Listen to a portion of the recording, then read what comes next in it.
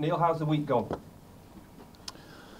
The week has gone well in terms of we've managed to get a couple of players through the reserve game.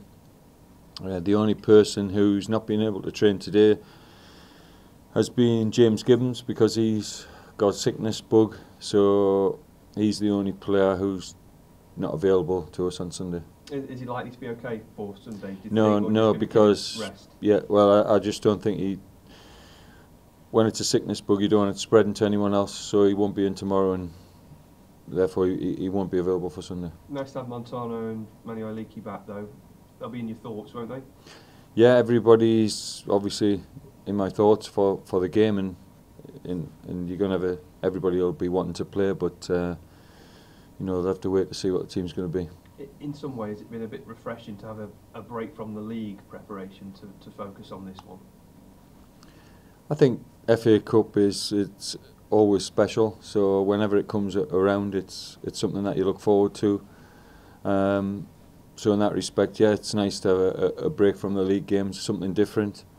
It's obviously a bigger game because of the opposition that we're playing, but I think FA Cup, no matter who you're playing, they're always big games because it's such a great competition. Can you take us back to your first memories of the FA Cup as a boy playing football, whether it been on the park or in the backyard or wherever it be? What the FA Cup meant to you growing up? Well, obviously, my first memories of FA Cup. Although I come from the north east, I supported Leeds, so I can always remember when they beat Arsenal, when Alan Clark scored a headed goal. That was probably my first big memory of it. And ever since you see that as a young kid, as a player, you want to try and play in an FA Cup final. And it's always a dream, I think, for anybody growing up. That especially in my era, it was a massive occasion, and the FA Cup was always the highlight of the year, really, when it was on live in May.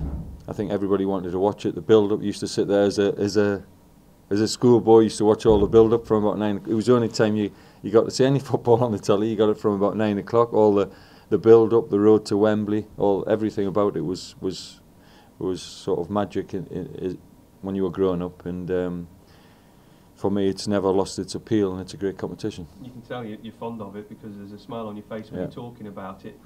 So when you achieved that dream of playing in it, what was that like for you? Well, obviously, I got to a semi-final once, so that's the standout in terms of playing in it, to get so close to Wembley. I obviously played a number of times in my career in FA Cup games, and some are more memorable than others. And obviously some good games while I was a player here: Arsenal, Everton, Southampton, some big games in the FA Cup. But even when I've gone into non-league, I've had some good games in the FA Cup, and they are special occasions. And like I say, you only get one chance every year, and that's why it's so important that you give a good account of yourself and you try and stay in the competition. So do you use that experience and do you stress that point this week to your players that they only have one chance per season, and take it, do what you can? I think my biggest what I want from the players is that they give a good account of themselves, and they give it a real good go, and I think that's all you can ask. But you don't want them to come off the pitch having any regrets that they could have done more, they could have done different things. I think they've got to give it their best shot, and on the day, if they're not good enough, then that's you hold your hands up. But they must do everything they can to try and get a result. People would look at Sunderland's form and think they are going to be the obvious favourites for the game, but your form yourself is pretty good going into it, so nothing to fear from Sunday. Look, you have to respect the opposition. They've handled the pressure well, I think. The expectation is on them this season, and they've coped with it well. They've got into a winning run. They're obviously scoring goals, but they're not conceding goals, so they've got a good formula at the moment. But what you have to do in an FA Cup is you have to raise your game, and you have to try and get to play above yourselves. and then that closes the gap to the opposition. But certainly, if you're below par, you're going to get beat. So you must raise your game, and we will be the underdogs, but we have to, we have to fight and scrap like you'd expect from underdogs. There's plenty of motivation for them to raise their game, isn't there? One being the FA Cup, the television cameras as well are on them, and there'll be a decent crowd here as well. Well, I think for our players, they're not often they're on TV, very rarely involved in a live game, and they all want to do well because they're playing to a wider audience. They want to show that what they can do. So there's a bit more pressure on them, but you've got to rise to that. And if you want to play at a higher level, these are the games where you have to really perform at your best.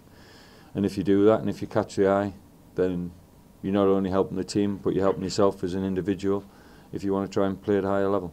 Have you seen any signs of nerves at all, or any players sort of showing that they're maybe a little bit on edge? No, not up to this stage, because obviously if you came down and watched the players train, you'd find that there's a good spirit amongst them. There has been all season, but there's no different this week.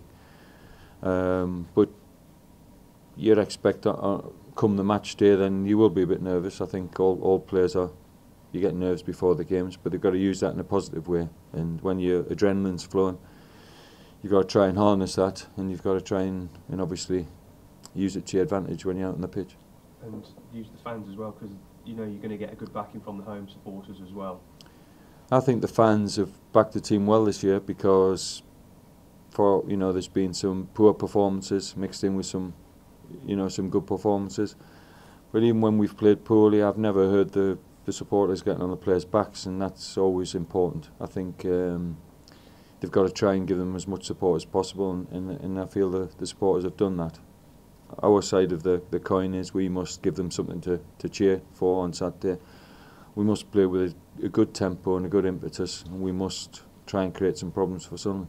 Is there a benchmark that you've set for yourself in the team with regards to, say, a game this season which you've seen your team playing and have been impressed with and thought, you know what, if we can be anywhere around about that performance that we put in, say, like Crewe away, for example, under a little bit of pressure there, is there something that you've singled out and thought, that's my benchmark for Sunderland? No, I think the Crewe game, because it was a local derby and there was a good crowd and there was a bit of pressure on, I think they responded well to that. So you're expecting that it's not the same as the Crewe game, but it's that type of game in terms of, you're under a little bit more pressure. There's an added sort of buzz to the game. So they've got to be similar to that, and they've got to take out the games where they've done well. Defensively, they're going to have to defend well against Sunderland because they're going to be tested. But they've got to make sure that they have an attacking threat as well. And you'd pick through some of the games where we have done that. They've got to do that on Sunday. And with it being a Sunday, a bit different to the norm, are there any differences in your planning for that? Will you be meeting up earlier or? No, there's no difference. We've changed probably the